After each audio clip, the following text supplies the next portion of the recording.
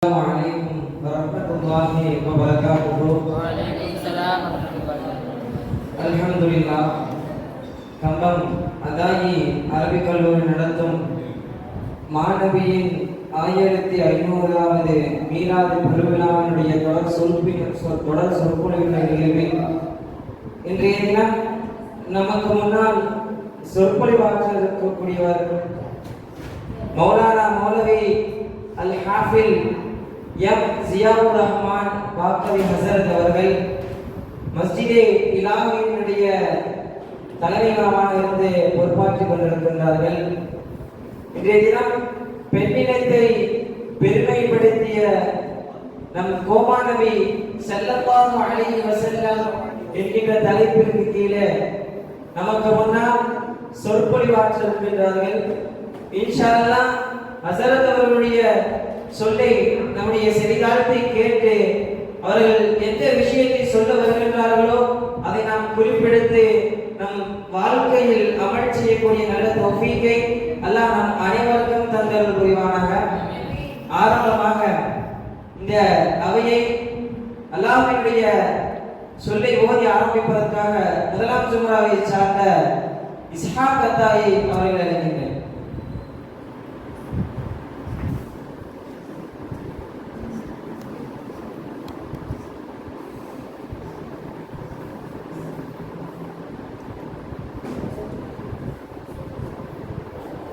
Assalamualaikum warahmatullahi wabarakatuh. Waalaikumsalam warahmatullahi wabarakatuh. A'udzu billahi minasy syaithanir rajim.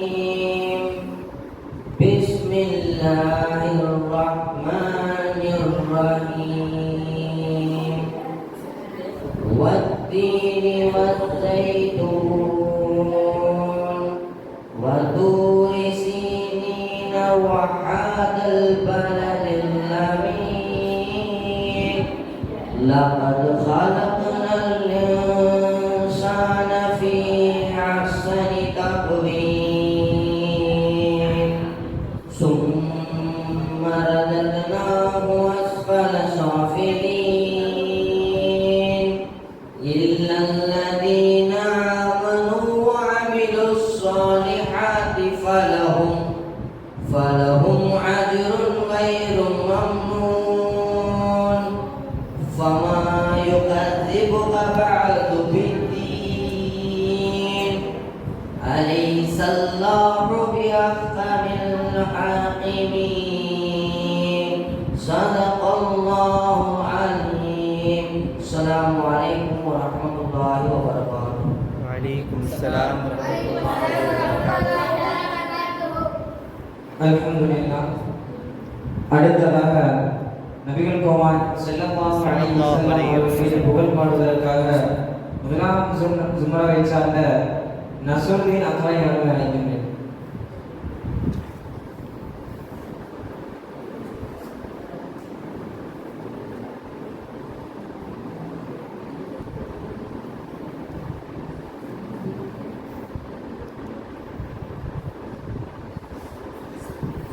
Assalamualaikum warahmatullahi wabarakatuh. Waalaikumsalam warahmatullahi wabarakatuh. Salatullah salamullah ala taha Rasulullah salatullah salamullah ala yasin habibillah umir biladal சுரந்திடுமே உமாறு பார்வை நேர்வழி தருமே நிலவு பிளவும் நிமிடம் சுருங்கும் அற்புதம் நிகழ்த்தும் அழகு நபியே அற்புதம் நிகழ்த்தும் அழகு நபியே சலாத்துல்லாஹ்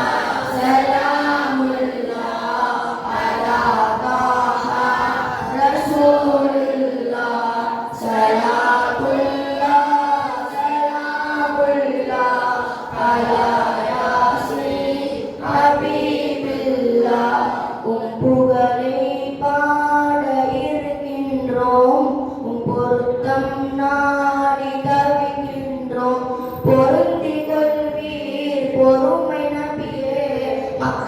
மலரே மதீனா சுடரே மக்கத்தின் மலரே மதீனா சுடரே எங்கும் நிறைந்த எங்கள் இறைவா என் நபி மீது அருள் புரிவார் உத்தம நபியின் உனது பொருட்டால் கஷ்டங்கள் நீங்கி அருள் புரிவார் கஷ்டங்கள் நீங்கி அருள் புரிவார் சலாத்துல்லாஹ் சலாமுல்லாஹ் அலா தாஹா ரசூலுல்லாஹ் சலாத்துல்லாஹ் சலாமுல்லாஹ் அலா யாசீன் ஹபீபுல்லாஹ். அஸ்ஸலாமு அலைக்கும் வரஹ்மத்துல்லாஹி வபரகாத்துஹு.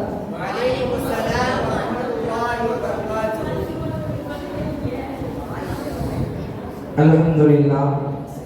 அல்லாஹ் அவர்களுடைய குரல் ஆற்றலிலே அல்லாஹ் வரக்கத்து செய்தவை புரிவானாக.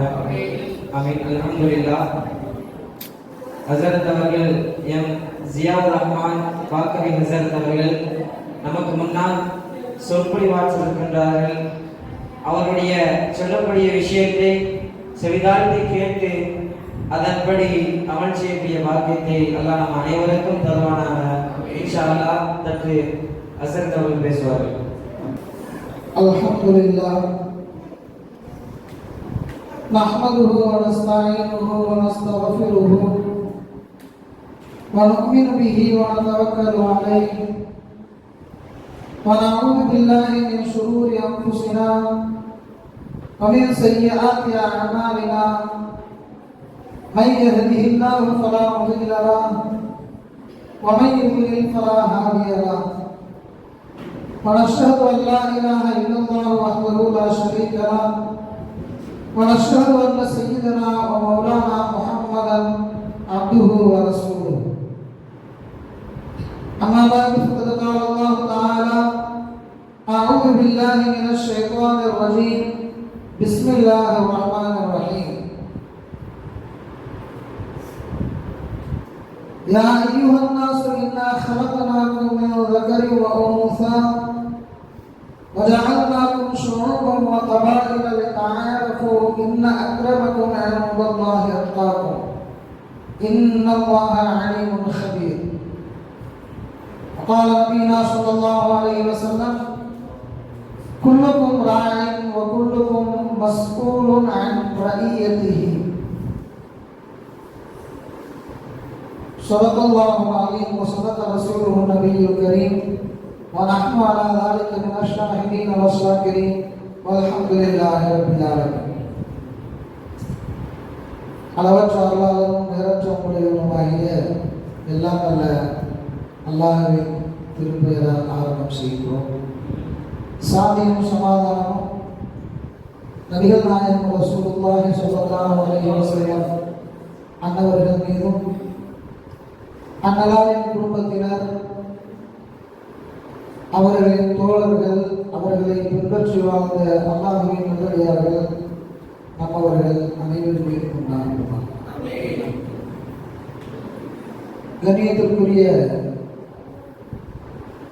பெரியவர்களே, தாய்மார்களே, சகோதர சகோதரிகளே, மாணவ செல்வங்களே, ஆலிம் பெருமக்களே, இந்த நன்னேரத்திலே நபிகள் நாயகம் பெண்ணிடத்தை பற்றி இந்த உலகிற்கு எந்த அளவிற்கு பெருமைப்படுத்தி வாழ வைத்து வாழ்ந்து காட்டி பிற மக்களுக்கும் படிப்பனையாக்கி சென்றார்கள் என்ற ஒரு வரலாற்று சம்பந்தமான சில செய்திகளை உங்களோடு நான் பகிர்ந்து கொள்ள ஆசைப்படுகிறேன். நபிகள் நாயகம் ஸல்லல்லாஹு அலைஹி வஸல்லம் அவர்கள் பிறந்த இந்த நேரத்திலே, இந்த நாளிலே நபிகளால் அனுப்பப்பட்டதனுடைய நோக்கத்தை பற்றி ஆலிம் பெருமக்கள், மாணவ கண்மணிகள் முன்னிலையிலே சில ஞாபகத்திற்காக வேண்டி ஒரு ஹதீஸை ஞாபகப்படுத்துகிறேன். இன்னமா குறைத்து முஅல்லிமா ஸல்லல்லாஹு அலைஹி வஸல்லம் சொல்லுவார்கள், நான் அனுப்பப்பட்டது எல்லாம் ஒரு ஆசிரியனாக, மாணவராக என்று சொல்லல. மாணவராக என்று சொன்னால் ஒரு வகையில் தன்னுடைய கல்வியின் மீது உள்ள தேட்டத்தை அதை உணர்த்தலாம். வரலாற்றிலே பல்வேறு தலைவர்களை நாம் பார்க்கிறோம். காலம் முழுக்க கல்வி பயிற்றுக் கொண்டே இருக்கிறோம். கல்வி என்பது கடலை போன்றது, அது வற்றாதது. அந்த கடலில் நான் மாணவனாக இருந்து அதனை கற்றுக்கொள்ள ஆசைப்படுகிறேன் என்று சில வரலாற்று நிகழ்வுகளை பார்க்கிற பொழுது பெரியவர்கள், எழுத்தாளர்கள், அறிஞர்கள் தங்களுடைய பணிவை வெளிப்படுத்தும் வண்ணமாக தான் ஒரு மாணவன் சொல்வார். ஆனால் அந்த வார்த்தையை நபிகள் நாயகம் ஸல்லல்லாஹு அலைஹி வஸல்லம் அவர்களுடைய நாவிலிருந்து அல்லாஹ் ஜல்ல ஆசிரியன் என்று சொல்ல வைத்தார்.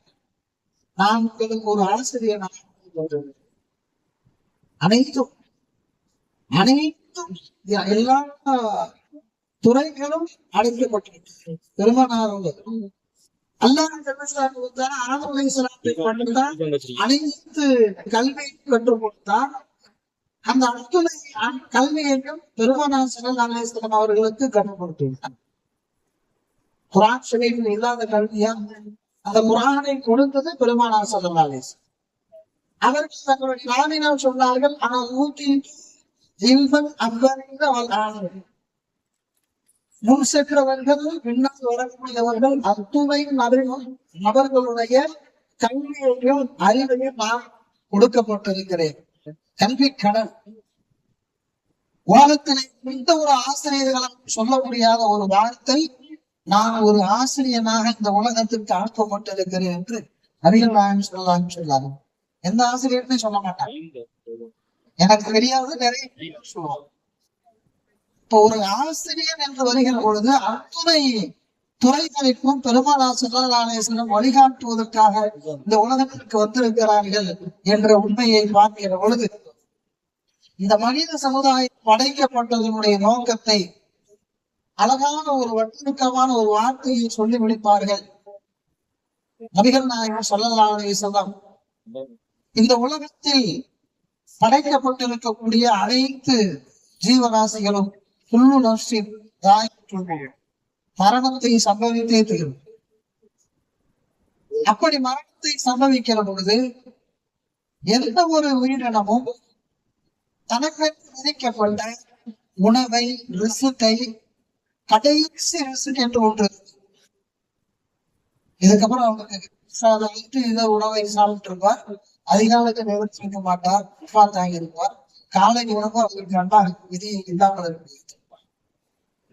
இது மாதிரி கடைசி உணவு என்று முடிவு செய்யப்பட்ட அந்த உணவின் கடைசி பருக்கையை கூட சாப்பிட்டு முடிக்காதவரை எந்த ஒரு ஆத்மாவும் எந்த ஒரு உயிரும் இந்த உலகத்தை விட்டு பிரிந்து செல்லாது என்று நபிகள் நாயகம் ஸல்லல்லாஹு அலைஹி வஸல்லம் ஈமானுடைய அடிப்படையாக இது நம்முடைய உள்ளத்தில் ஆழமாக பதிந்தால்தான் இந்த தலைப்பில் வரக்கூடிய பல்வேறு விஷயங்களை நாம் புரிந்து கொள்ள முடியும்.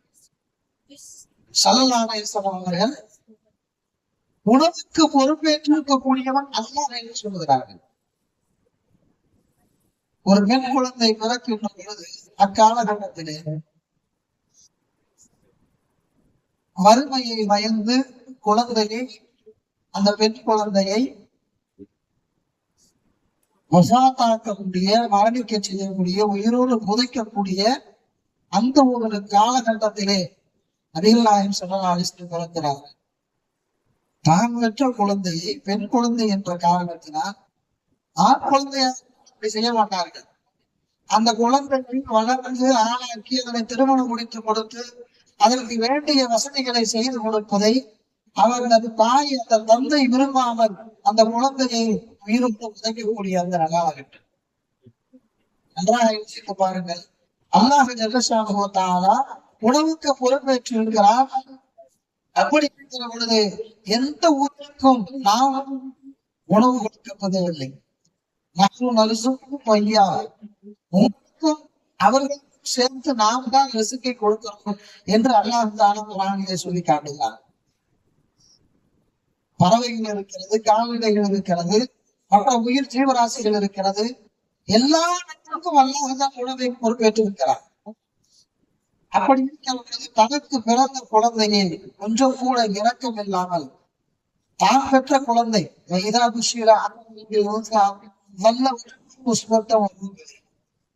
ஒரு பெண் குழந்தை பிறந்து விட்டது என்ற சுப செய்தி அவனுக்கு கூறினால் அவனுடைய முக கோபத்தில் கண்டித்து விடுகிறது. தந்தை பெற்ற தந்தையினுடைய முகம் கருத்து விடுகிறது கோபத்தால்.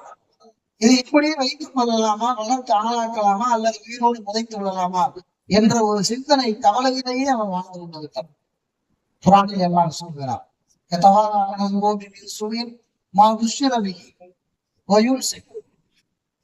அந்த குழந்தையை அப்படி வைத்துக் கொள்ளலாமா அல்லது மண்ணுக்கு போட்டு புதைத்து விடலாமா என்று யோசிப்பார். உணவுக்கு பொறுப்பேற்றுக் கொடுத்து அல்ல. ஆனால் நான் என்ன, இந்த மக்கள் என்ன நினைத்தார்கள், அந்த குழந்தையை வளர்த்து ஆளாகிறது வெறும் கஷ்டம் என்று நினைத்தார். நான் எந்த ஒரு உயிரையும் எந்த ஒரு மனிதனையும் அதனுடைய சக்திக்கு மீது கஷ்டப்படுத்த மாட்டேன். ஒருத்தருக்கு 10 பெண் பிள்ளைகள் இருக்கிறது சொன்னால் அதற்குரிய ரிசல்ட்டை அல்லாஹ் அந்த குழந்தையை கருவினை உருவாகின்ற பொழுது அந்த ரிஸ்க் எல்லாம் எழுதி விட்டார். அதை நாம் நினைத்து வருத்தப்படக்கூடாது என்பதை அல்லாஹ் தஆலா சொல்லிட்டாங்க. உங்களுக்கு ஒவ்வொருவருமே பொறுப்புதாரிகளாக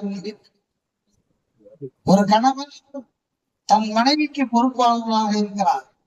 ஒரு தந்தை தன் மகளுக்கு பொறுப்பாளர்களாக இருக்கிறார். ஒரு சகோதரன் தன் சகோதரிக்கு பொறுப்பாளர்களாக இருக்கிறார். பெண்கள் எந்த வகையில் இருந்தாலும் ஆண் மக்கள் அவர்களுக்கு பாதுகாவலர்களாக ஏதோ ஒரு வடிவத்திலே முற்றிலுமாக பாதுகாப்பதற்காக வேண்டி படைக்கப்பட்டவர்கள் தான் ஆண்கள். அவர்கள் பெருமையை பார்வையிட்டு பெருமையை ஏற்படுத்திக் கொள்வதற்காக பெருமை வைத்து தான் பெருமை அடைந்து கொள்வதற்காக அல்லாஹ் வித்தியாசத்தை அல்லாஹ் ஏற்படுத்தவில்லை. ஆக எப்படி ஒரு உயிரோ அதே மாதிரி தான் பெண் என்பதும் ஒரு உயிரினம். பெண்கள் ஆண்கள் என்ற வித்தியாசம் கிடையாது. அந்த வித்தியாசத்தை பார்க்க கூடாது. அவர்களுடைய முன்னேற்றத்தை நாம் சற்று வரலாற்று ரீதியாக பார்க்கிறோம். பெண்கள் 500 ஆண்டு காலமாக இஸ்லாம் வந்த பிறகு எத்துணை பெண் மக்கள் உலகில் உள்ள பல்வேறு நாடுகளிலே இஸ்லாமிய பெண்கள் அரசியலிலே, கல்வித்துறையிலே, பல்வேறு துறைகளிலே வென்றிருக்கிறார்கள் என்று வரலாற்றை படிக்கும்போது தெரியும். இஸ்லாம் தான் நபிகள் நாயகம் ஸல்லல்லாஹு அலைஹி வஸல்லம் அவர்கள் பெண்களை போற்றி புகழ்ந்தார்கள். எக்காலத்திலே அவர்கள் பிறந்தார்கள். அந்த மக்கள் பெண் பிள்ளைகளை உயிரோடு புதைக்கின்ற அந்த காலத்திலே பாத்திமா ரலியல்லாஹு அவர்கள் பிறந்திருக்கிற பொழுது நபிகள் நாயகம் ஸல்லல்லாஹு அலைஹி வஸல்லம் பாத்திமா ரலியல்லாஹு அவர்களை வர்ணித்து சொல்வார்கள், என்னுடைய ஈரக்குடை என்ன உள்ளவள் பாத்திமா. யார் அவர்களிடத்தில் கோபப்படுகிறார்களோ அவர்கள் என்னை கோபப்படுத்தி விட்டார்கள் என்று நபிகள் நாயகம் ஸல்லல்லாஹு அலைஹி வஸல்லம் சொன்னார். குர்ஆனில் அல்லாஹ் சொல்வான் அல்லவா, என் பொருத்தம் துணை போனதாக மத்தவியமும் இருந்து போகிறார். அல்லாஹை நீங்கள் பிரிய பெற வேண்டும் என்றால் அவனுடைய ரசூலை நீங்கள் பின்பற்றினால் அல்லாஹ் முடியும். பொழுது அவர்களை கண்ணியப்படுத்துகிற பொழுது அல்லாஹ்வுடைய ரசூலை நாம் கண்ணியப்படுத்துவதாக அர்த்தம். அப்படி பெண் என்றால் ஆகாது என்று அழைக்கக்கூடிய அந்த சமுதாயத்திலே நபிகள் நாயகம் ஸல்லல்லாஹு அலைஹி வஸல்லம் பாத்திமா ரலியல்லாஹு அவர்களை போற்றி புகழ்ந்தார்கள். சொர்க்கத்தின் தலைவி என்றார். சொர்க்கத்திலே பெண்களின் தலைவி நபிகள் நாயகம் ஸல்லல்லாஹு அலைஹி சொன்னார்கள், சொர்க்கத்திலே கொண்டு இந்த உலகத்திலேயே சுப செய்தி கூறப்பட்டவர்கள் பாத்திமா ரலியல்லாஹு. இந்த உலகத்தில் எப்படி மரியம் அலைஹிஸ்ஸலாத்து வஸலாம் எடுத்து கேட்டாங்க, யாரெல்லாம் சொர்க்கத்திலே எனக்காக ஒரு வீட்டை எழுப்புவாங்க துஆ செய்கிறார்கள். 4 பெண்மக்களிலேயே சிறந்தவர்கள் என்றார் பெருமானார் ஸல்லல்லாஹு. கதீஜா அம்மையார், ஃபாத்திமா ரலியல்லாஹு அன்ஹா, மரியம் அலைஹிஸ்ஸலாம், ஆசியா பிறவங்களுடைய மனைவி ஆசியா. இந்த 4 பெண்மக்கள் உலகத்திலேயே மிகச் சிறந்தவர்கள் என்றார். ஒரு ஆண் ஒரு பெண்ணிடத்தில் நல்ல பெயர் எடுக்காதவரை அவன் சிறந்த ஆண் கிடையாது என்றார்கள்.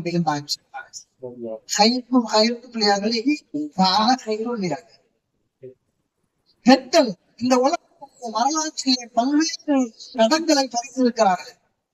ஒரு எழுத்தாளர் எழுதுவார், 40,000 பெண்கள் இருப்பார்கள் என்று நான் நினைக்கிறேன். நம்மளே அப்படித்தான் நினைப்போம். இஸ்லாமிய வரலாற்றிலே பெண்களுடைய அந்த இடப்பதிந்த அந்த வரலாற்று பதிவுகள் எத்தனை பெண்கள் ஒரு கற்பனையா படித்தது கூட இல்லை. இத்தனை பெண்கள் வெற்றி பெற்றவர்கள், தடம் பதித்தவர்கள், வரலாற்றிலே பெயர் போனவர்கள் இன்று எத்தனை பெண்கள் இருப்பார்கள்? ஒரு 100, 200. இந்த எழுத்தாளர் சொல்லுகிறார், 40 இலக்கமாக நினைச்சேன். ஆனா நம்ம சொல்லுவோம், ஆயிஷா அம்மையா, அவர்களுக்கு சொல்லலாம், ஹதீஜா அம்மையா, இப்படி வரிசைப்படுத்தி ஒரு சஹாபா பெருமானிலே ஒரு 40-50 பேர்கள் நினைப்போம். 1500 ஆண்டு காலமாக இன்று வரை உலக வரலாற்றிலே தடம் பதித்த பெண்மக்கள் 8000க்கும் மேற்பட்ட பெண்மக்கள். சொல்லிவிட்டு அவர் சொல்லுகிறார், இது கம்மி, நான் பார்த்த அளவு, என்னால முடிச்சளவு பார்த்து. எத்தனை ஆண்கள் இந்த இந்தியாவை ஆண்டு இருக்கிறார்கள், ஆட்சி தட்டிலே ஆட்சி பீடத்திலே அமர்ந்திருக்கிறார்கள் பெண்கள். உலகிலே பல்வேறு நாடுகள் இஸ்லாமிய பெண்களை பற்றி தான் பேசிட்டு. இஸ்லாமிய பெண்கள் அரசியலிலே, பல்வேறு துறைகளிலே, மருத்துவத்திலே தடம் பதித்து வரலாற்றிலே பதிவு செய்திருக்கக்கூடிய பெண்மக்கள் 8000க்கும் மேற்பட்டவர்கள். இஸ்லாம் கல்வியை வலியுறுத்துகிறது பெண்மக்களுக்கு. தலைமுறையில் பணியிலும் அலா குல்லி முஸ்லிமே ஓ முஸ்லிமா. ஆண் மக்களுக்கு மட்டுமல்ல கல்வி, பெண்களுக்கு கட்டாயம் கல்வி கிடைக்க வேண்டும். இன்னும் ஒருபடி அவர்களுடைய முன்னேற்றத்திற்கு ஆண்கள் பாடுகிறேன். என் குடும்பத்துல அம்மா சகோதரியா இருப்பாங்க, மூத்தாமலா இருப்பாங்க, இளையமலா இருப்பாங்க, தாயாக இருப்பாங்க, மனைவியாக இருப்பாங்க, சின்னமாவா இருப்பாங்க, சொந்த பந்தங்கள் எங்கெல்லாம் பெண்கள் இருக்கிறார்கள். அத்துணை பெண்மக்களும் வரக்கத்தாக படைக்கப்பட்ட இந்த உலக சமூகத்தினருக்கு தாய் இல்லை என்று சொன்னா உலகமே இல்லை. அல்லா படைச்சது தாயை படைச்சானா தந்தையை படைச்சான். தாயை படைக்கவில்லை அல்ல. தாயை ஆதம் அலைஹிஸ்ஸலாம் அவர்களுடைய விழாவின் மூலமாக படைத்தார். அந்த தாய் என்பது இல்லை என்றால் உலகத்தில் உறுதிகள். எந்த ஒரு ஆண்மக்கு நான் ஆண் என்று சொல்வதற்கு முன்னால் அவன் ஒரு தாய் வயிற்றிலிருந்து பிறந்திருக்க வேண்டும். தாய் எல்லாம் யாராவது தந்தை கூட அல்லாஹ் நபியனா ஈசா அலைஹிஸ்ஸலாத்து வஸ்ஸலாம் அவர்களை மரியம் அவர்களுடைய அவர்களுடைய வயிற்றிலே தாய் இல்லாமல் இந்த உலகம் எதுவுமே இல்லை. தன்னுடைய ஊகத்தை நான் நல்லா இருப்பார். ஆணுடைய அந்தஸ்து என்பது வேறு, தனி அந்தஸ்து. ஆனால் ஒரு பெண்ணுடைய மதிப்பை, அவருடைய அன்பை பெறாதவருக்கு ஒரு ஆண்மகன் இந்த உலகத்திலே அவனால் சாதிக்கவே முடியாது. ஒரு பக்கம் தாய் முதல், ஒவ்வொரு மனிதனுக்கும் தாய் தான் முதல் ஆசிரியர். தாய் மனிதன் முதல் ஆசிரியர். தேசத்தில் பள்ளிக்கூடம் என்று ஒரு இருக்குமேயானால் அது தாய் மடி, தாய் தான் தேசத்துக்கே பள்ளிக்கூடம். தந்தை என்பது அடுத்து கணவனுடைய வேலை என்ன, வெளியிலிருந்து சம்பாதித்து கொண்டு வந்து வீட்டுல செலவு கொடுத்துட்டு போறது. மனைவியினுடைய பொறுப்பு என்ன, கணவனுடைய அந்த தன்னுடைய கற்பை பாதுகாத்து கணவனுடைய பொருளாதாரத்தை சேமித்து அதனையும் பாதுகாப்பது. இந்த 2 விஷயம். 3வது குழந்தையை வளர்ப்பது, சரியான முறையில இந்த தாயினுடைய வழிகாட்டுதலின் அடிப்படையில் தான் இந்த உலகம் முழுக்க மக்கள் இயங்கிக் கொண்டிருக்கிறார். தாய் நாடுதான், தாய் நாடு என்றுதான் சொல்வது, தந்தை நாடு என்று சொல்வது. தாய் என்ற உணர்வு, அதை அல்லாஹ் குர்ஆனில் சொல்லுவான், சிரமத்துக்கு மேல் சிரமத்தை, கஷ்டத்துக்கு மேல் கஷ்டம். ஒரு குழந்தையை பிரசவமாகி பெற்றெடுக்கிற பொழுது ஒரு தாய் படுகின்ற சிரமம் எவ்வளவு ஆழ்மானது நிச்சயமாக ஒரு தந்தையால் அதை உணர்ந்து கொள்ள முடியாது. அதே போன்ற சிரமத்தை தான் அவருடைய கஷ்டத்தை உணர முடியுமே தவிர ஒரு ஆணால் அந்த கஷ்டத்தை உணர முடியாது. அவ்வளவு சிரமத்தை அந்த பெண்மணி ஏற்றுக்கொண்டதன் காரணமாக நபிகள் நாயகம் ஸல்லல்லாஹு அலைஹி வஸல்லம் சொன்னார்கள், ஒவ்வொரு மனித ஆண் மகனையும் பார்த்து சொன்னார்கள், ஆண் மக்கள் பெண் மக்கள் யாராக இருக்கட்டும் உங்களுடைய தாயின் காலடியில் தான் உங்களுடைய சொர்க்கம் இருக்கிறது என்று சொன்னார். தாயினுடைய காலடியில் தான் சொர்க்கம் இருக்கிறது. தாயினுடைய பத்துவாவை பெற்றுவிட்டால் நிச்சயமாக அவனால் சொர்க்கம் செல்ல முடியாது. தாயிடத்திலே நல்ல பெயரை வாங்க வேண்டும். தாய் என்று எப்பொழுதுமே சபிக்க மாட்டார். தன் மகன் எவ்வளவு மோசமானவனாக இருந்தாலும் சபிக்கவே மாட்டார். தனக்கு தெரியும் தன் குலத்தை வயதான என்னுடைய பிள்ளை, நீ எனக்கு குழந்தை தான் என்று பார்க்கக்கூடிய அந்த உணர்வு இருக்கிறது. அல்லாஹ் அந்த இறக்க உணர்வு, அல்லாஹ் கொடுத்திருக்கக்கூடிய அந்த இறக்க உணர்வு தாயிடம் மட்டுமே வாழ முடியும். அதனால் நபிகள் நாயகம் ஸல்லல்லாஹு அலைஹி வஸல்லம் சொன்னார்கள், தாய் என்பவர்களுடைய காலடியில் தான் அவர்களுடைய சொர்க்கம் இருக்கிறது. இப்படி பெண் மக்களை நபிகள் நாயகம் ஸல்லல்லாஹு அலைஹி வஸல்லம் உயர்த்தி பேசுகிற பொழுது அந்த பெண் சகோதரர்களுக்கு ஆண்களிடமிருந்து பெண்கள் என்பவர்கள் வேறுபட்டவர்கள் கிடையாது. உடல் ரீதியாக மாறுபாடு இருக்கலாம், வித்தியாசம் இருக்கலாம். ஆனால் அது ஒரு அவர்களுடைய முன்னேற்றத்திற்கு அது தடை அல்ல. இஸ்லாம் அனுமதிக்கிறது. கல்வியிலும் வியாபாரத்திலும் பொருளாதாரம் ஈட்டுவதிலும் அவர்கள் சம்பாதிப்பதிலும் அவர்கள் மருத்துவத்துறை எந்த துறைகளிலும் அவர்கள் ஈடுபடுவதை இஸ்லாம் மறுக்கவே இல்லை. இதுல போய் சேரக்கூடாது, செய்யக்கூடாது, அதை நீங்க படிக்க கூடாது, அந்த வேலையில ஈடுபடக்கூடாது என்று ஏதாவது இஸ்லாம் எங்கேயாவது சொல்லி இருக்கிறதா? இந்த வேலையை நீங்க செய்யக்கூடாது. அனைத்து ஆண்கள் எப்படி அனைத்து வேலைகளிலும் ஈடுபடுகிறார்களோ பெண் மக்களும் அனைத்து வேலைகளிலும் ஈடுபடுவதற்கு உரிமை இருக்கிறது. அவருக்கு வழிமுறை கொடுக்கப்பட்டிருக்கக்கூடிய அந்த எப்படி ஆண்களுக்கு சில விதிமுறைகள் இருக்கிறதோ அவர்களுடைய ஆடை கலாச்சாரம், அவர்கள் அணுகுமுறை, எப்படி அந்நியர்களிடத்திலே நடந்து கொள்வது, இது போன்ற அணுகுமுறைகள் பெண்களுக்கு இருக்கிற பொழுது அதை மீறாத வகையில் இஸ்லாம் அனைத்தையும் அனுமதிக்கும். ஒரு ஆணுக்கு எப்படி அனைத்து உரிமைகளும் இருக்கிறதோ அதே போன்று பெண் மக்கள் வித்தியாசமா பார்க்க கூடாது. நம்ம கூட பிறந்தவங்களா இருப்பாங்க, நம்ம சகோதரிகளா இருப்பாங்க, நம் தாயாக இருப்பார்கள், நம் மனைவியாக இருக்கலாம்.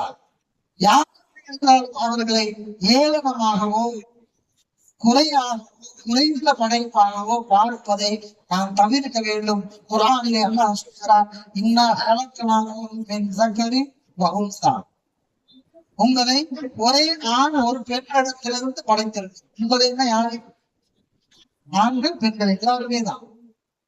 ஆண்களையும் பெண்களையும் ஓர் ஆண் ஒரு பெண் இருவரும் தாய் தந்தையிடமிருந்து பிறந்திருக்கிறோம். ஒரு தாய் தந்தைக்கு பிறந்த குழந்தைகள் வித்தியாசம் இருக்குமா?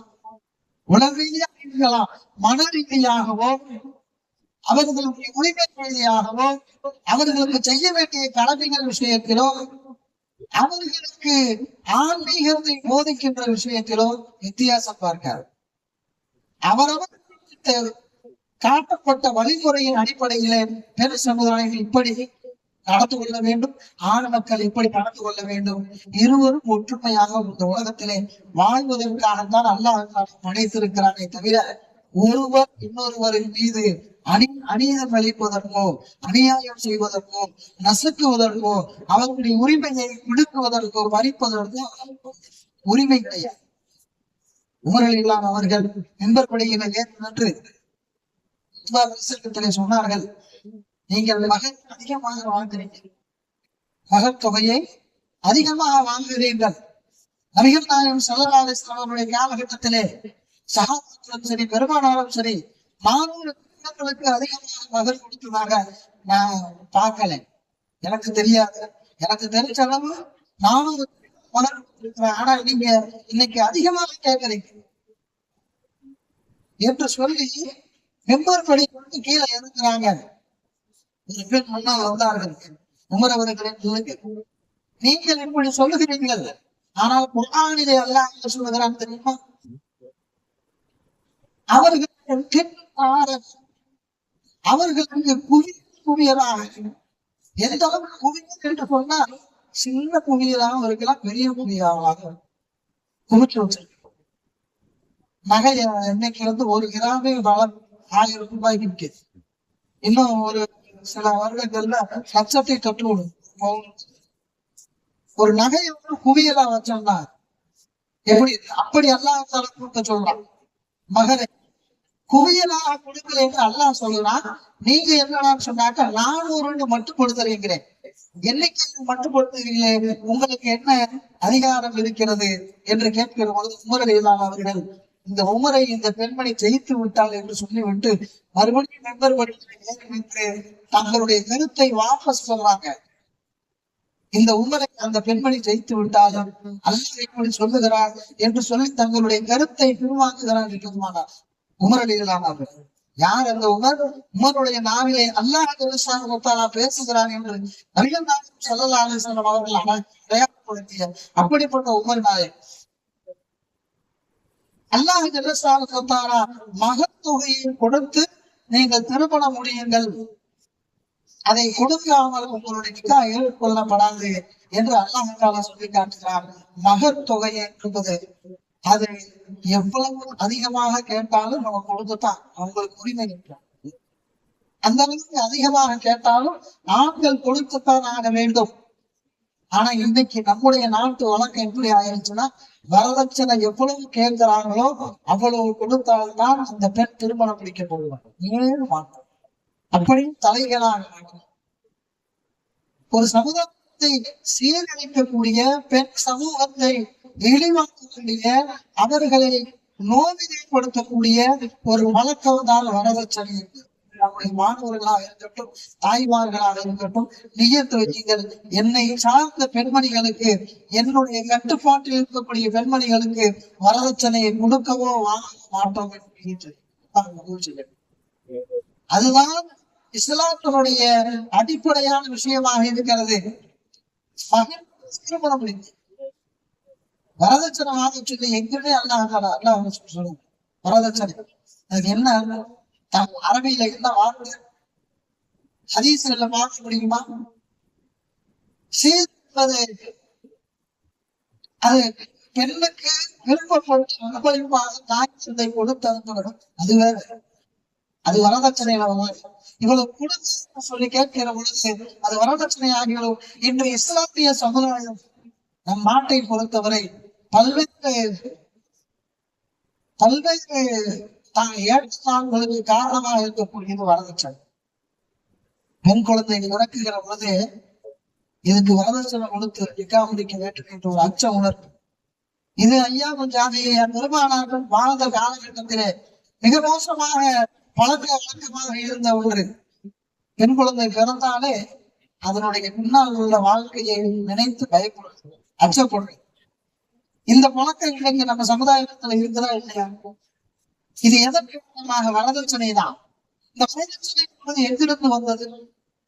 அந்நிய கலாச்சாரம், மாற்று மதம் அவர்களுக்கு வாரிசுரிமை என்பது கிடையாது என்று வைத்திருக்கிறது. பெண்களுக்கு வாரிசுரிமை கிடையாது. ஆனா இஸ்லாம் அப்படி சொல்லவில்லை. ஒரு தாயும், ஒரு மனைவி, ஒரு சகோதரி யாராக இருந்தாலும், ஒரு தாய் தந்தையினுடைய மகனுடைய வாரிசுக்கு அந்த தாய் அந்த வாரிசுக்கு சொந்தக்காரி ஆவார்.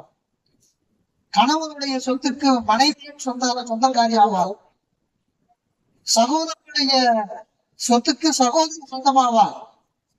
வாரிசுரிமை என்பது பெண்களுக்கு உண்டு என்று இஸ்லாம் சொல்லி இருக்கிறது. மகர் கொடுக்க சொல்லுகிறது, மகர் கொடுத்து திருமணம் முடிகிறது. இந்த 2 மாற்று மதத்தில் இல்லை. அதன் காரணமாக என்ன செய்யறாங்க? சொத்து அவங்களுக்கு இல்லைங்கிற காரணத்தினால திருமணம் முடிக்கும் பொழுதே வரதட்சணை என்ற ஒரு பழக்கத்தை ஏற்படுத்தி அண்ணன் தம்பி அப்பா அம்மா எல்லாரும் சேர்ந்து ஒரு மிகப்பெரிய ஒரு தொகையை கல்யாணம் முடிக்கும் போதே கொடுத்து அனுப்பிடுறது. அதோட முடிச்சு. அதுக்கு பிறகு உரிமை கொண்டாடி அந்த பெண் தன்னை நாடி வர முடியாது. அப்படி கிடையாது இஸ்லாத்துல. இஸ்லாத்தினுடைய சட்டத்தை தெளிவாக புரிந்து கொள்ள வேண்டும். திருமணம் முடித்த பிறகு கூட அந்த பெண்ணுக்கு தாய் தந்தையினுடைய வாரிசு சொத்துக்கள் உரிமை இருக்கிறது, சகோதரனுடைய சொத்தில் உரிமை இருக்கிறது. அதற்குரிய சட்டத்திட்டங்களை நாம் ஆணை பருவத்திலே கேட்டு தெரிந்து கொண்டு அதனை பின்பற்றுவதன் மீது கடமை. அப்படி ஏற்படுவதற்கு வேண்டிய உரிமை அவர்கள் எச்சரிக்கைகளை அவர்களுக்கு கொடுக்குவேன். ஊர் ஜமாத்தின் சார்பாக அங்கிருந்த தாய்மார்கள் மிக நன்றாக கவனிக்க வேண்டிய விஷயம். இன்றைக்கு வரதட்சணையின் காரணமாக நம் பெண் சமூகம் மிக மிக சோதனைக்குள்ளானவர்களாக இருந்து கொண்டிருக்கிறார்கள். சரதாலீசனம் அச்சப்பட்டார்கள், பயப்பட்டார்கள். எனக்கு பின்னால் உங்களை ஆண் மக்களை வந்தடையக்கூடிய மிகப்பெரிய சோதனையாக பெண்களைத்தான் நான் பார்க்கிறேன் சொன்னார். பெண்களிடத்திலே நீங்கள் அல்லாஹ்வை அஞ்சிக் கொள்ளுங்கள்.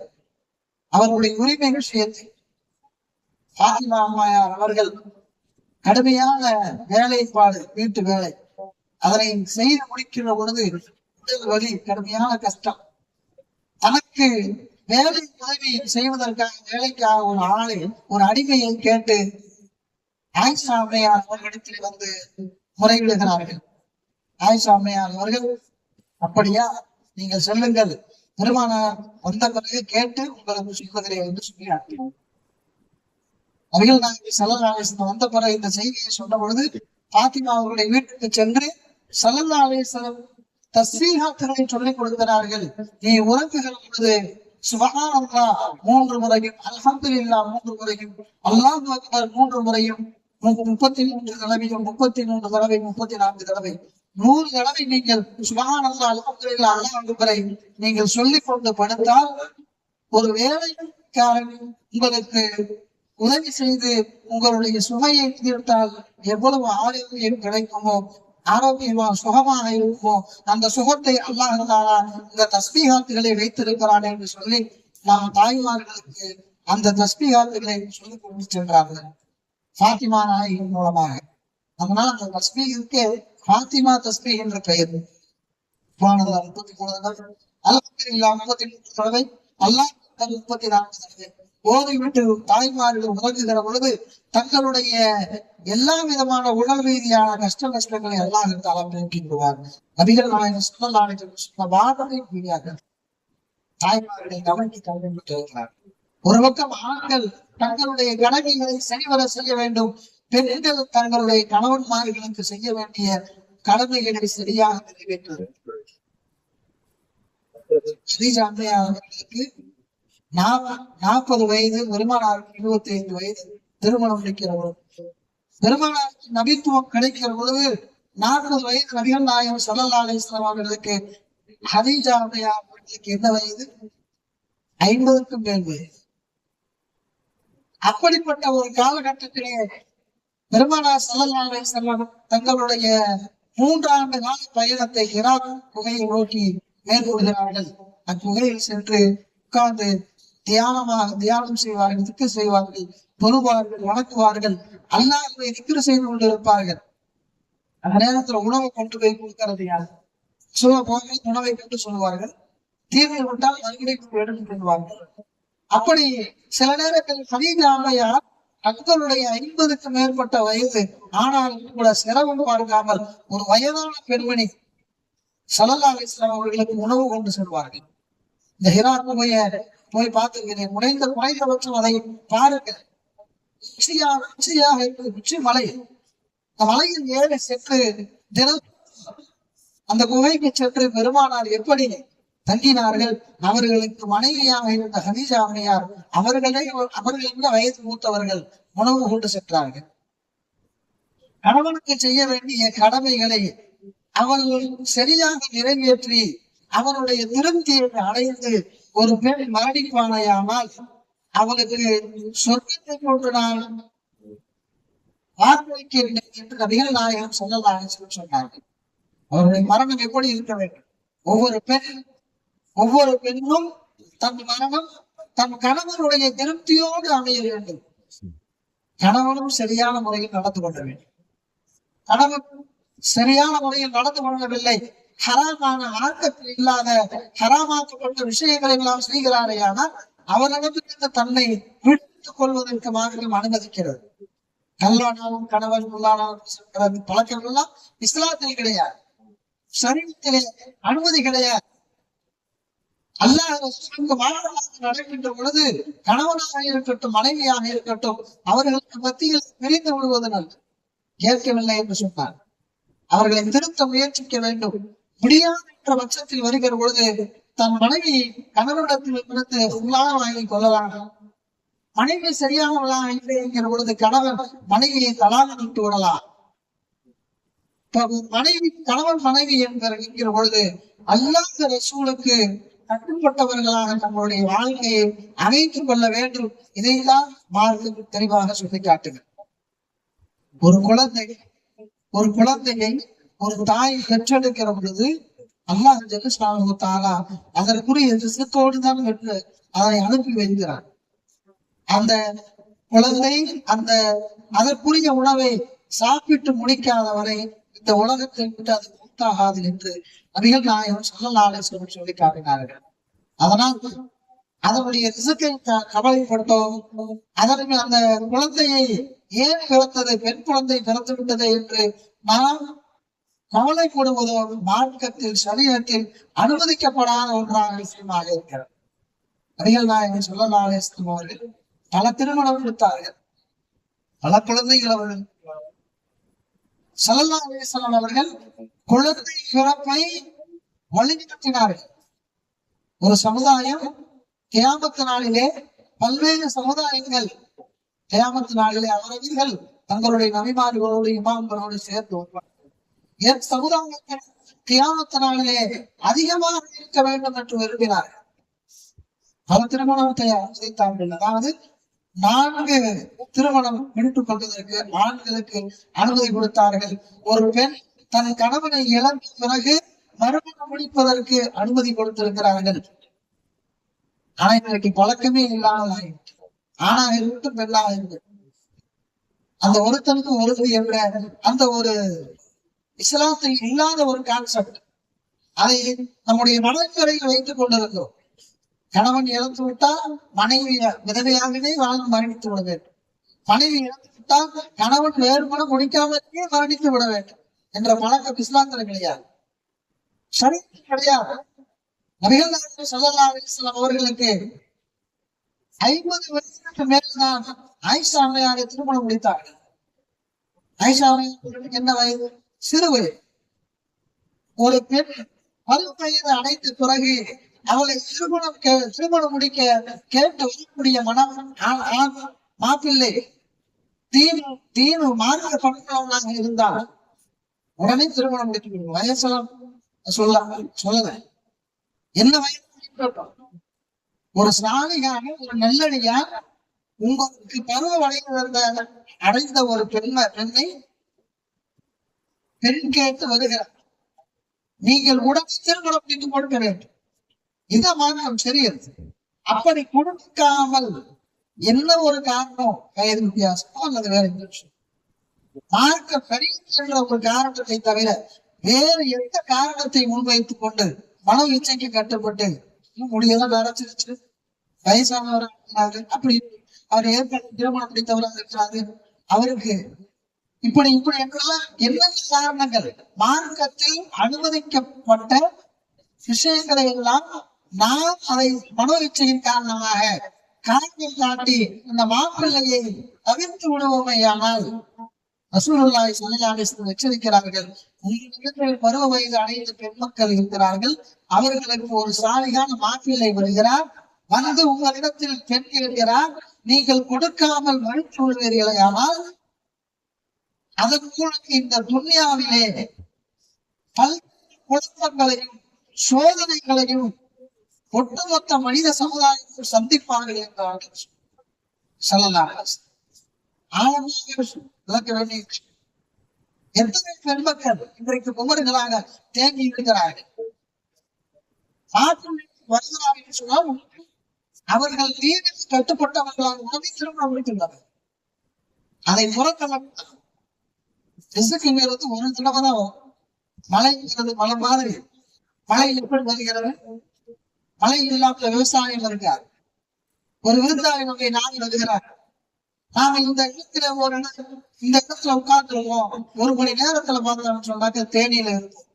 அங்க சாப்பிட்டு அல்லாஹ் நம்முடைய ரிசுக்கு அனுப்பி வச்சிருக்கிறான். யாருக்கு எந்த இடத்தில் அல்லாஹ் ரிசுக்கை கொடுப்பான் என்பது தெரியாது. வருகின்ற நேரத்தில் அதனை ஏற்றுக்கொள்ள வேண்டும். அப்படி ஒரு மாப்பிள்ளை தம்முடைய வீட்டை நாடி வருகிறார்கள். உடனே உங்களுடைய பெண்ணை திருமணம் முடித்துக் கொள்ளுங்கள். அந்த சாலிகான மாப்பிள்ளை. ஆகவே இஸ்லாம் மறுமணத்தை ஆதரிக்கிறது, பலதார மனத்தை ஆதரிக்கிறது. சரீரத்தில் உள்ள விஷயம்தான். அந்த ஒருத்தருக்கு ஒருத்தி என்ற சட்டம் எல்லாம் இஸ்லாத்தில் கிடையாது. 4 பெண்களுக்கு மேல ஒருத்தர் திருமணம் முடிக்கிறார் என்றால் 4 பெண் மனைவி மரணித்து விட்டார்கள். 5வது திருமணம் முடிப்பு 5வது முடிக்கக்கூடாது. ஒரே காலகட்டத்தில் 4 பெண்கள் இருக்கிறார்கள். அதைத்தான் இஸ்லாம் அனுமதிக்கிறது. அந்த 4 பெண்களையும் நாம் சமாளிக்க முடியவில்லை, நமக்கு தாக்கத்தில்லை, வழிபடவில்லை என்கிற பொழுது ஒன்றோடு நிறுத்திக் கொள்ளலாமே தவிர ஒன்றுக்கு மட்டும்தான் மார்க்கம் அனுமதிக்கிறது என்று சொல்ல முடியாது. ரசூலுல்லாஹி ஸல்லல்லாஹு அலைஹி வஸல்லம் 11 மனைவிமார்களோடு தங்களுடைய இல்லத்தை வாழ்ந்து காட்டி பெண் சமூகத்தை, பெண் சமுதாயங்களை தூக்கி உயர்த்தி பிடித்து நின்றார். ஆயிஷா அம்மையார் அவர்கள் ஒரு ஆசிரியராக, ஒரு வல்லுநராக, ஒரு அறிஞராக இந்த உலகத்தில் திகழ்ந்தார்கள். எத்தனை ஆண் சஹாபாக்கள், தாபிஈன்கள் ஆயிஷா அம்மையாரிடத்திலே சென்று ஹதீஸை வாங்கி கொண்டு வருவார்கள் தெரியுமா? ஃபாத்திமா நாயகி பெருமானவர்கள் நெருக்கமாக இருந்தவர்கள். பல்வேறு ஹதீஸ்களை அறிவித்திருக்கிறார்கள். ஹதீஜா அம்மையார் அவர்கள் வகை வருகிற பொழுது சிரமத்தோடு காய்ச்சலோடு வீட்டுக்கு வருகிற பொழுது கவலைப்படாதீர்கள் என்று அவர்களுக்கு ஆறுதல் சொல்லி ஒரு மனைவியாக இருந்த அந்த இடத்திலே அவர் இஸ்லாத்தை முகர்வதாக ஏற்றுக்கொண்ட பெருமை பெண் சமுதாயத்தை சார்ந்த முகர்வதாக இஸ்லாத்தை ஏற்றுக்கொண்ட பெருமை பெண் சமுதாயத்தை சார்ந்த. அங்கிருந்து ஆரம்பிக்கிறது ஃபாத்திமா நாயகி. தியாகத்து நாள் வரை ஃபாத்திமா ரலியல்லாஹு அவர்களுடைய குழந்தைகள், அவர்களுடைய குடும்பம் தியாகத்து நாள் வரை நீடித்திருக்கும் என்றார்கள் நபிகள் நாயகம் ஸல்லல்லாஹு அலைஹி வஸல்லம். பெண் சமூகத்தை தங்களுடைய குடும்பத்தின் வாயிலாக பெருமைப்படுத்திய பெருமானார் ஸல்லல்லாஹு அலைஹி வஸல்லம். பிள்ளைகளாக, பெண் பிள்ளைகளாக இருக்கட்டும், மனைவியாக இருக்கட்டும், அவர்கள் மூலமாக பெண் சமூகத்திற்கு வேண்டிய அத்துணை அம்சங்களையும் முழுமைப்படுத்திவிட்டு சென்றார்கள். அதனால்தான் நபிகள் நாயகம் ஸல்லல்லாஹு அலைஹி சொன்னார்கள், நான் உங்களுக்கு ஒரு ஆசிரியராக அனுப்பப்பட்டேன். ஆண்களாக இருக்கட்டும், பெண்களாக இருக்கட்டும், தங்களுக்கு மத்தியில வித்தியாசம் பார்க்கக்கூடாது, அவர்களுடைய முன்னேற்றத்திற்கு தடையாக இருக்கக்கூடாது. கல்வி கற்க வேண்டும் பெண்கள். அவர்களுக்கு உரிய ஒழுக்கத்தின் அடிப்படையில் பரதா இல்லாமல் அவர்கள் வெளியில் செல்லக்கூடாது. அவர்களுக்கு வழிமுறை கடை சரியாக இருந்தவர்களால் அவர்கள் எந்த வேலை வேண்டுமானாலும் செய்யலாம். இந்த நேரத்தில் இந்த வேலையில் அவர்கள் ஈடுபடக்கூடாது, இந்த துறை அவர்களுக்கு சரிபட்டு வராது என்று வேறு காரணங்களை நாம் அனுபவிக்கிறோம். அது சரீரத்துக்கு உட்பட்டதா என்றுதான் வாழ வேண்டும். இன்றும் இஸ்லாமிய நாடுகளிலே காவல்துறையிலே பெண்கள் ஈடுபடுகிறார்கள், காவலர்களாக இருக்கிறார்கள். பெருமானார் ஸல்லல்லாஹு அலைஹி வஸல்லம் அவர்களுடைய காலகட்டத்திலே பதிரு போர்க்களத்திலும் பெண்கள் டாக்டர்களாக அவர்தான் சொன்னாங்க. பெண் மக்கள் மருத்துவர்களாக வேலை செய்தார்கள், பணி செய்தார்கள். அவர்களுடைய தந்தை மருத்துவராக அதை கற்றுக்கொண்டு தங்களுடைய அந்த சஹாபி பெண்மணியும் மருத்துவராக இருந்து வேலை செய்தார்கள். போர் வழக்கிலே காயப்பட்டவர்களுக்கு மருத்துவம் பார்த்தார்கள் சஹாபி பெண்மணிகள். இப்படி வரலாற்றிலே பெண் சமூகத்தை உயர்த்தி பெருமானார் ஸல்லல்லாஹு அலைஹி வஸல்லம் பெருமைப்படுத்தி சென்றிருக்கிறார்கள். அவர்களிடத்தில் நாம் ஆண் மக்களாக இருக்கக்கூடியவர்கள் அவர்கள் பெற்ற சகோதரர்களாக இருக்கிறார்கள். அவர்கள் எந்த வடிவத்தில் இருந்தாலும், தாயாக இருக்கட்டும், மனைவியாக இருக்கட்டும், சகோதரியாக இருக்கட்டும், மகளாக இருக்கட்டும், பக்கத்துக்காரனாக இருக்கட்டும், பக்கத்து நாட்டை சார்ந்தவர்களாக இருக்கட்டும், இஸ்லாம் என்ற அடிப்படையிலே குல்லு முஃமினின் இக்வத்துன், அனைத்து முஃமினும் உங்களுக்கு சகோதரர்கள், வல் முஃமினூன வல் முஃமினாத்து பஅதுஹும் அவ்லியா பஅத். மூமினான ஆண்களும் பெண்களும் அவர்கள் ஒருவருக்கொருவர் நேசர்கள், அன்பர்கள், அன்புள்ளவர்கள், ஒருவருக்கொருவர் நேசம் பாராட்டக்கூடியவர்கள் என்று அல்லாஹ் சொல்லி காட்டுகிறான். ஆன்மீக ரீதியாக, மன ரீதியாக, உள்ளம் ரீதியாக அவர்கள் ஒருவருக்கொருவர் சமமானவர்கள். அவர்களுக்கு மத்தியில் இஸ்லாம் வேறுபடுத்தி சொல்லவில்லை, பாசாங்க செய்யவில்லை. உங்களை ரொம்ப அடித்தட்டத்தில் இருந்தீங்க, உங்களை நாங்கள் உயர்த்தி கொடுத்தோம் என்று இஸ்லாம் சொல்லவில்லை. உங்களுக்கான உரிமைகளை தெளிவான முறையிலே இஸ்லாம் வழங்கி இருக்கிறது. இஸ்லாம் ஒரு மனிதன், அது ஆணா இருக்கட்டும் பெண்ணா இருக்கட்டும், மனிதன் என்ற அடிப்படையிலே அவர்களுக்கு வேண்டிய உரிமைகளை செய்வதிலே இஸ்லாம் சலைக்கவில்லை. நபிகள் நாயகம் ஸல்லல்லாஹு அலைஹி வஸல்லம் அவர்கள் அப்படித்தான் வாழ்ந்து காட்டினார்கள். நானே அல்லாஹ் சொல்லுவாங்க, இல்லா உதயம் அவர் ஆவியும் இருக்கும் மின் சக்கரின் உங்கள் ஆணாக இருக்கட்டும் பெண்ணாக இருக்கட்டும் யாராக இருந்தாலும் அவர்கள் செய்யக்கூடிய வேலைக்கு தகுந்த கூலியை நான் வீணாக்க மாட்டேன், உரிய கூலியை உரிய நேரத்தில் வழங்குவேன். ஒருவர் மற்றொருவருக்கு சகோதரராக இருக்கிறார், ஒருவருக்கொருவர் சகோதரர்களாக இருக்கிறார். இப்ராஹிம் அலைஹிஸ்ஸலாத்து வஸ்ஸலாம் அவர்கள் ஒரு தடவை மனைவியை அழைத்து கொண்டு செல்கிறார்கள். அந்த நாட்டு அந்த ஊர் மன்னர் அரசன் என்ன செய்வார், யார் யார் அவருடைய மனைவிகள் எல்லாம் வருகிறார்களோ அவர்கள் எல்லாம் சிறை பிடிப்பார். தவறான ஒரு கண்ணோட்டத்தை அவர்களிடமிருந்து தன் மனைவியை பாதுகாத்துக் கொள்வதற்காக இப்ராஹிம் அலைஹிஸ்ஸலாம் தங்களுடைய மனைவியை சகோதரி என்று சொல்லிவிட்டார். இது யாரும் கேட்கிறப்ப சகோதரின்னு சொன்னாங்க, அவங்க விட்டுருவான் அந்த ஊர் மன்னர். அதற்காக மனைவியை சகோதரி என்று சொன்னார்கள். எதற்காக நான் அப்படி சொன்னேன் என்றால், ஈமான் என்ற அடிப்படையிலே ஒட்டுமொத்த பெண்களும் ஒரு ஆணுக்கு சகோதரியாக இருக்கிறார்கள். அந்த அடிப்படையில் தான் சகோதரிகள் என்று நாம் புரிந்துகிறோம். ஆணிலும் அல்லாஹ் தஆலா அப்படித்தான் சொல்லி காட்டுகிறார். இன்றைக்கு லேடிஸ் அண்ட் ஜென்டில்மேன் அப்படிங்கிறார். மார்க்கத்தில் சரியத்தில் என்ன சொல்லப்படுகிறது, ஒரு மூமின் இன்னொரு மூமினான பெண்ணுக்கு சகோதரனாக சகோதரியாக. அந்த அடிப்படையிலே ஒரு பெண் பாதுகாக்கப்படுகிறானால் ஒரு ஆணின் மூலமாக அந்த ஆண் சிறந்தவனாக இருக்கிறார். அவன் தந்தையாக இருக்கலாம், மகனாக இருக்கலாம், கணவனாக இருக்கலாம், சகோதரனாக இருக்கலாம். எந்த வடிவத்தில் இருந்தாலும் ஒரு ஆண் என்பவன் ஒரு பெண் சமூகத்தை பாதுகாப்பதற்காக படைக்கப்பட்டிருக்கிறார் என்ற உண்மையை நாம் நினைத்துக் கொள்ள பெருமானார் சொன்னார், பெண்ணுக்கும் ஒரு ஆண், பெண்ணுக்கும் மஸ்கூலும். நீங்கள் எல்லோருமே பொறுப்புதார்கள். நீங்கள் உங்களுடைய பொறுப்பை பற்றி விசாரிக்கப்படுவீர்கள். ஆணாக இருக்கட்டும் பெண்ணாக யாராக இருந்தாலும் ஒரு மனைவி இருக்கிற பொழுது தன் கணவனுக்கு பொறுப்பாளியாக இருக்கிறார். ஒரு கணவனாக இருக்கிற பொழுது தன் மனைவிக்கு கணவன் பொறுப்பாளனாக இருக்கிறார். ஒரு தாயாக இருக்கிற பொழுது பிள்ளைக்கு அந்த தாய் பொறுப்பாளராக இருக்கிறார். ஒரு மகனாக இருக்கிற பொழுது தாய்க்கு அந்த மகன் பொறுப்பாளனாக இருக்கிறார். இன்றைக்கு பெண் மக்களை பார்க்கிறோம், வீதியில் நடந்து செல்கிற பொழுது தங்களுடைய அவுரத்தை மறைக்க வேண்டிய பகுதிகளை வெளிப்படையாக வெளிப்படுத்தி செல்லக்கூடிய நிலையில் பார்க்கிறோம்.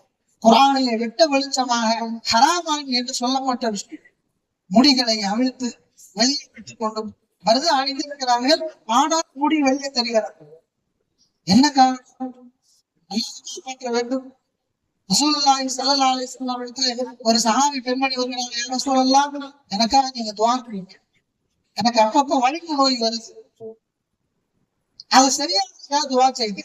வலிப்பு நோய் வந்துட்டா என்ன அறியாமல் வலிப்பால் இந்த கைகால் உதறுகிற பொழுது என் ஆடை விளங்குகிறது என்றார்.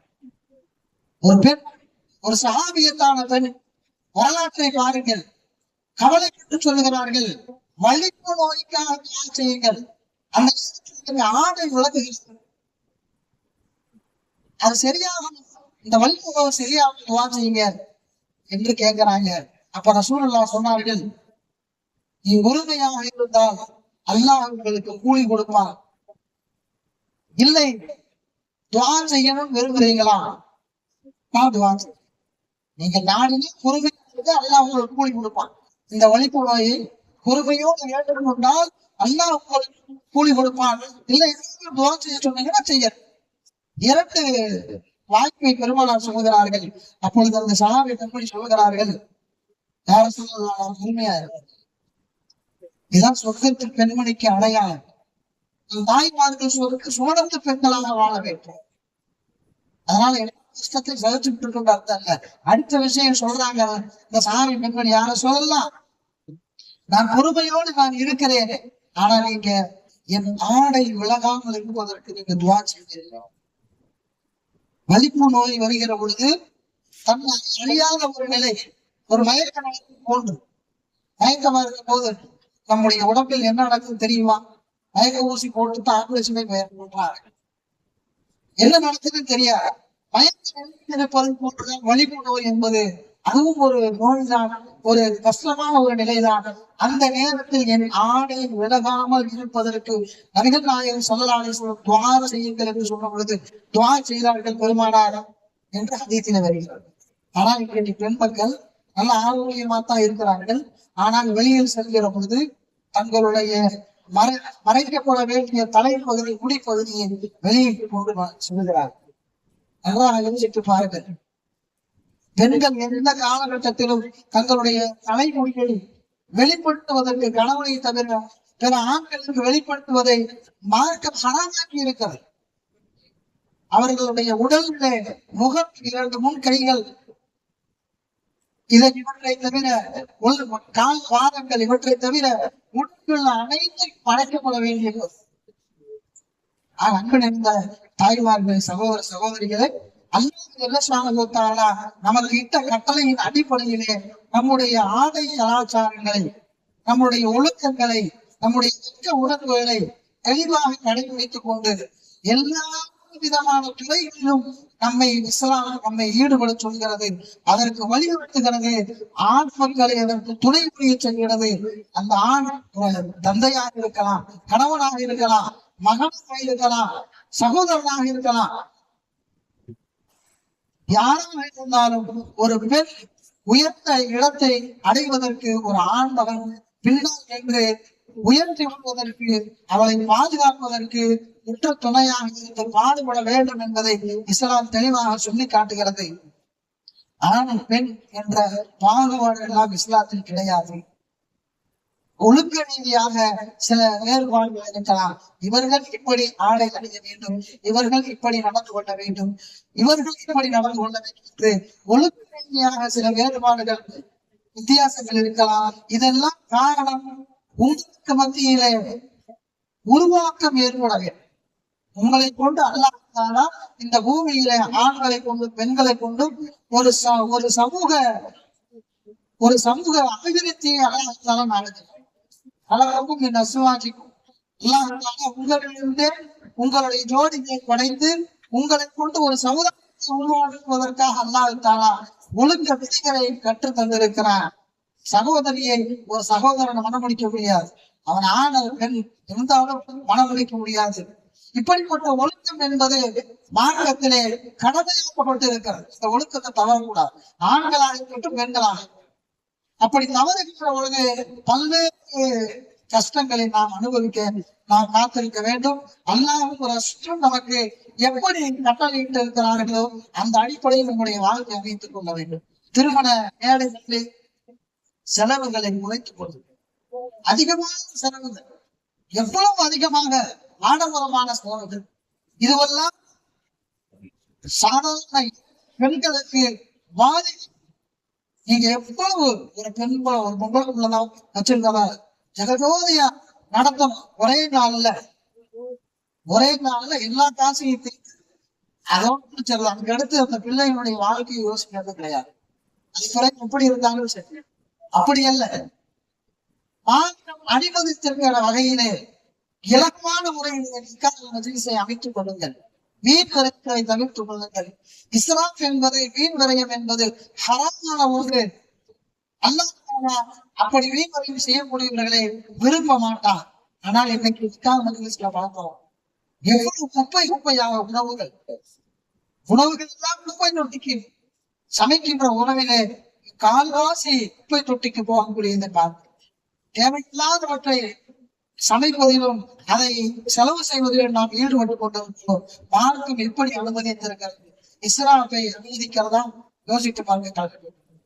இது இப்படி நிக்காஹ் என்றால் இப்படித்தான் ஆடம்பரமாக செய்ய வேண்டும் என்று நாம் ஒரு வழிமுறையை ஏற்படுத்திய காரணத்தினால், மாற்று மத கலாச்சாரத்தை பின்பற்றிய காரணத்தினால், வரதட்சணை வாங்கக்கூடிய பழக்கத்தை நாம் பின்பற்றுகின்ற காரணத்தினால் சாதாரணப்பட்ட பெண்மக்கள் எத்தனை குமரிகள், எவ்வளவு வயசான குமரிகள் இன்றைக்கும் நம்முடைய ஊரிலே வாழ்ந்து கொண்டிருக்கிறார்கள். சமுதாயத்தை சார்ந்த பல்வேறு ஊர்களிலே குமரிகள் எவ்வளவு கரை சேர்க்கப்படாமல் இருந்து கொண்டிருக்கிறார்கள். அவர்கள் மூச்சு விடுகின்ற அந்த காற்று நரகத்தினுடைய வெப்பம் என்கிறார்கள். அவ்வளவு மோசமான ஒரு சமுதாயம், ஒரு பெரு சமூகம் பாதிக்கப்படுகிறது. அதற்கு தாய்மார்களே காரணமாக இருக்கக்கூடாது. கணவன்மார்களிடத்தில் சொல்லி வரதட்சணை, வீண் விரயங்கள், விசேஷங்கள் நடைபெறக்கூடிய வீண் விரயங்கள் இவற்றை எல்லாம் சுருக்கி கொண்டு சதக்காக்களை, தான தர்மங்களை, சில உமரகாரியங்களை நிறைவேற்றுவதற்கு நாம் முயற்சிக்கின்ற பொழுதுதான் நாம் அல்லாஹ் ரசூல் நமக்கு அப்படிப்பட்ட அந்த பத்துவாக்கள் இருந்து, சாபங்கள் இருந்து நாம் பாதுகாப்பு பெற முடியும். அல்லாஹ் பெருமானார் ஸல்லல்லாஹு அலைஹி வஸல்லம் அவர்கள் மூலமாக இந்த சமுதாயத்திற்கு மிகப்பெரிய ஒரு வெற்றியை, வழிகாட்டுதலை அருள்வரை குர்ஆன் ஷரீஃப் மூலமாக அல்லாஹ் சுப்ஹானஹு வ தஆலா வழங்கி இருக்கிறார். அதனை நாம் பயன்படுத்திக் கொள்ள கடமை கொண்டிருக்கிறோம். பெண் சமூகம் என்பது, பெண் சமுதாயம் என்பது எவ்வளவு உயர்ந்தவர்கள், எவ்வளவு கண்ணியமானவர்கள் என்பதனை அல்லாஹ்வுடைய ரசூல் நமக்கு சொல்லி காட்டுகிறார்கள். ஒரு தாய்மை உணர்வை ஒரு ஆணால் பெற முடியாது. ஒரு தாய்மை என்ற அந்தஸ்தை ஒரு ஆணால் பெற முடியாது. தாய் இல்லாமல் ஒரு ஆண் இந்த உலகத்தில் பிறக்க முடியாது. அந்த தாய்மை என்ற ஒரு அந்தஸ்தை அல்லாஹ் தஆலா குர்ஆனிலே சிறப்புப்படுத்தி கூறியிருக்கிறான். மாதவிடாய் என்கிற ஒரு காரணத்தை வைத்து பெண் சமூகத்தை ஒதுக்கி விட முடியாது. அந்த நேரத்தில் இஸ்லாம் அவர்களுக்கு மிகப்பெரிய ஒரு சலுகையை வழங்குகிறது. நீங்கள் உங்களுடைய தொழுகைகளை கலா செய்ய வேண்டியதில்லை, தொழ வேண்டியதில்லை என்று அவர்களை உயர்ந்த அந்தஸ்தில் வைத்து வாழ்கிறதை தவிர, மாதவிடாய் வருகிற பொழுது அவர்கள் ஒதுக்கப்பட வேண்டியவர்கள் என்ற ஒரு மாற்று மத கலாச்சாரத்தை இன்று நாம் பின்பற்றிக் கொண்டிருக்கிறோம். பெருமானார் ஸல்லல்லாஹு அலைஹி வஸல்லம் ஆயிஷா அம்மையார் அவர்கள் மாதவிடாய் காலகட்டத்தில் இருக்கிற பொழுது அன்னையாருடைய மனைவி தங்களுடைய தலையை சீவச் சொல்கிறார்கள். ஆயிஷா அம்மா அவர்கள் சீவி விடுகிறார்கள். நஜீஸாக மாட்டார்கள். இப்பொழுது தாய்மார்களும் சரி, ஆண்களும் சரி, ஒரு மூமினாக இருக்கக்கூடியவர் நஜீஸாக மாட்டார். மூமினாக இருக்கக்கூடிய நஜீஸ் என்று யாரை பார்த்து சொல்ல முடியாது. இன்னமும் முஸ்லிமோட நஜீஸ், எவருடைய உள்ளத்திலே ஷிர்க் இருக்கிறதோ, இணைகள் இருக்கிறதோ, குஃப்ர் இருக்கிறதோ, அவர்கள் தான் நஜீஸ் என்று அல்லாஹ் தஆலா சொல்கிறார். யாரும் நஜீஸாக அசுத்தமாக பார்க்கிறார். ஆடையில் பட்ட அசுத்தத்தை கூட நாம் சுரண்டி விடுகிற பொழுது, அது நீக்குகிற பொழுது அதனுடைய வாடை, அதனுடைய தன்மை மாறுகிற பொழுது அது சுத்தமாக மாறிவிடுது. ஆக எந்த ஒரு மனிதனையும் நாம் அசுத்தமாக பார்க்க கூடாது. மாதவிடாய் என்ற ஒரு காரணம், அதை கொண்டு ஒரு குழந்தையே உருவாகிறது. தாயினுடைய ரத்தத்தை உணவாக கொண்டு ஒரு குலத்தை வயிற்று வளர்கிற பொழுது அந்த தாய் என்பவள் எப்படி மாதவிடாய் காலத்திலே அசுத்தமாக யோசிக்க பார்க்க கடமை. ஆக ஒரு பெண்ணிடம் இருந்து ஒரு ரத்தம் வெளிப்படுகிறது என்ற காரணத்திற்காக அசுத்தமாக பார்க்க, அதை அசுத்தம் என்கிறது என்று சொன்னால் தொழுவதற்காக. இன்னைக்கு நம்ம ஒளி செய்யாம தொழ முடியுமா? தொழ முடியாது. அதனால நம்ம அசுத்தமா இருக்க அர்த்தமா? ரொம்ப அசுத்தமா இருக்கிற, ரொம்ப நஜீஸா இருக்கிற அசுத்தம் என்ற அந்த நெருங்குகிற பொழுது சுத்தமாக அதற்கு தேவையான சில விதிமுறைகள் இருக்கிறது. அதை மேற்கொள்ள வேண்டும் என்று சொல்லுகிறதை தவிர, இந்த மாதவிடாய் காலத்திலே அவர்களுக்கு வேலை கொடுக்க கூடாது. அவர்களுடைய வேலையை நாம் வாங்கி செய்ய வேண்டும். அவருடைய வேலையில் பங்கெடுத்துக் கொள்ள வேண்டும். இந்த நேரத்தில் அவர்கள் படக்கூடிய கஷ்டத்தை நாம் பகிர்ந்து கொள்ள வேண்டும். ஷரியத் சொல்லி காட்டுகிறது. நபிகள் நாயகம் ஸல்லல்லாஹு அலைஹி வஸல்லம் தங்களுடைய வேலையை தாங்களே செய்து கொள்வார்கள். மனைவிமார்கள் என்பவர்கள் அடிமைகள் அல்ல, நம்முடைய வேலைக்காரர்கள் அல்ல. நம்முடைய வேலைகளை நம்மால் செய்யப்படவில்லை என்று சொன்னால் அதற்கு சில பணியாற்றல் வைத்துக் கொள்வது நமக்கு தவறில்லை. அதை மாற்றம் அனுமதிக்கிறது. தாய்மார்கள் என்பவர்கள் வேலை மாற்றம் கிடையாது, பணிவிடை செய்வதற்காக அழைக்கப்படவில்லை.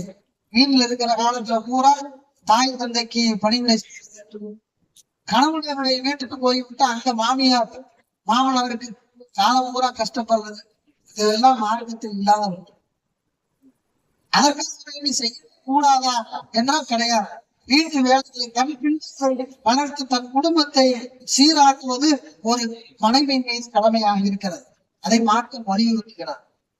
ஆக தன்னுடைய வேலை தாமே செய்து கொள்வதை பெருமானார் ஸல்லல்லாஹு அலைஹி வஸல்லம் வலியுறுத்தினார்கள். பிறகு இடத்திலே ஏவுவதை தடை செய்தார்கள். அதே நேரத்தில் ஒரு கணவனுக்கு செய்ய வேண்டிய எல்லா விதமான கடமைகளையும் மனைவிக்கு மார்க்கம் கடமையாக்கி இருக்கிறது. இந்த உலகத்திலே அல்லாஹ்வை தவிர வேறு யாருக்கும் சஜிதா செய்வதற்கு அனுமதிக்கப்படவில்லை.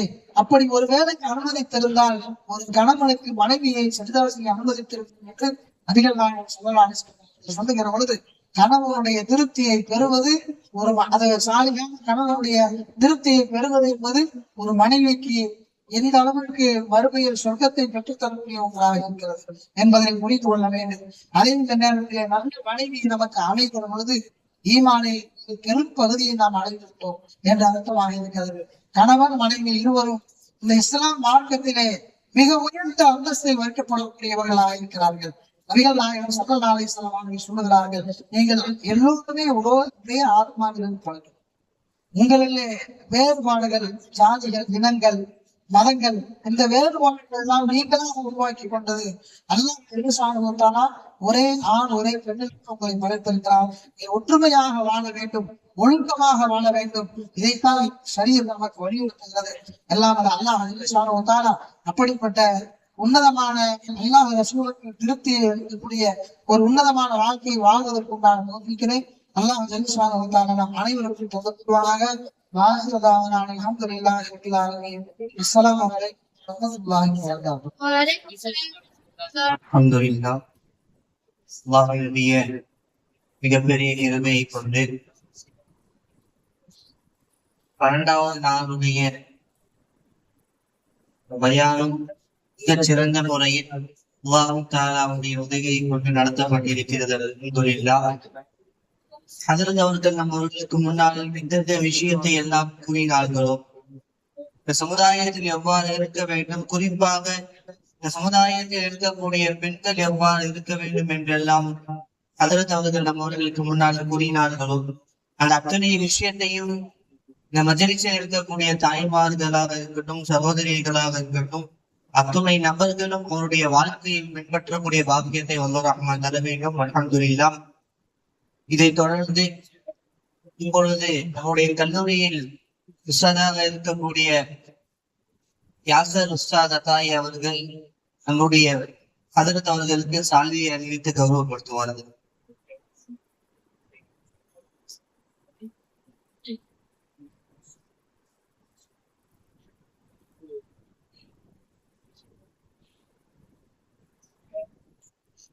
குலி தக்பீர் تكبير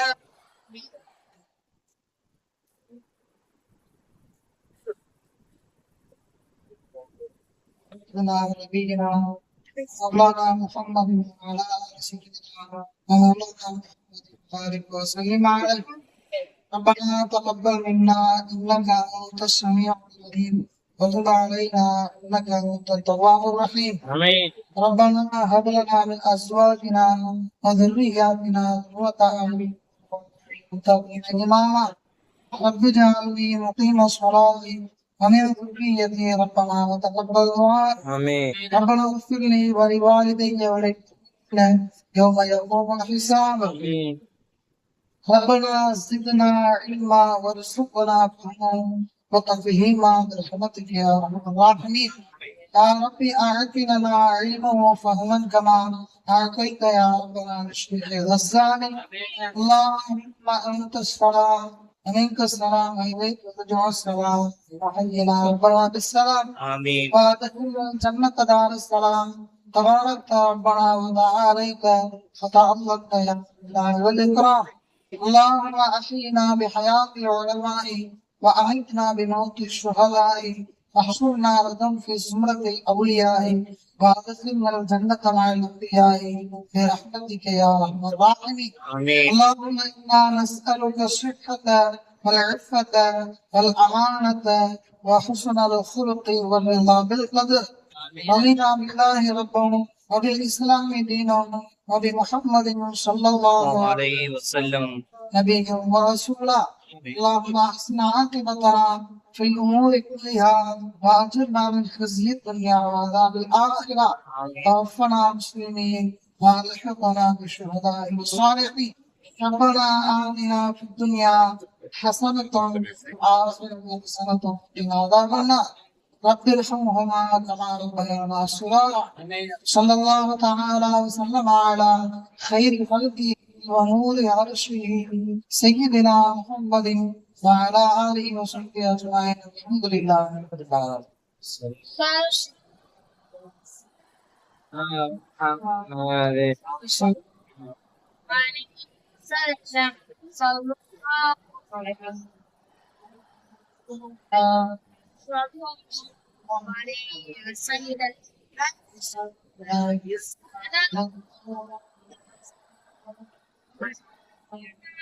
Yeah.